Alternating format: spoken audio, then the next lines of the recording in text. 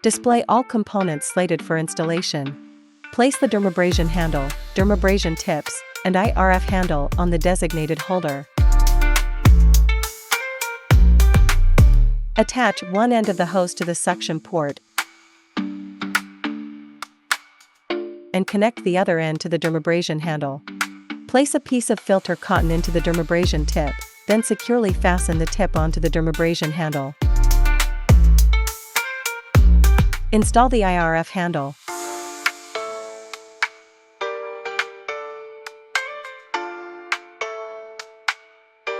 Install the mask.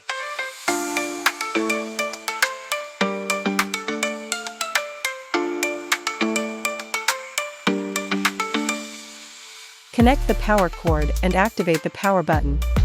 Choose dermabrasion on the control panel. Settings.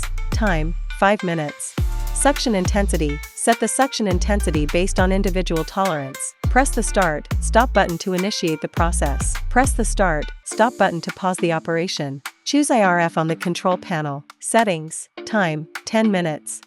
Energy level, 3. Press the Start, Stop button to initiate the process.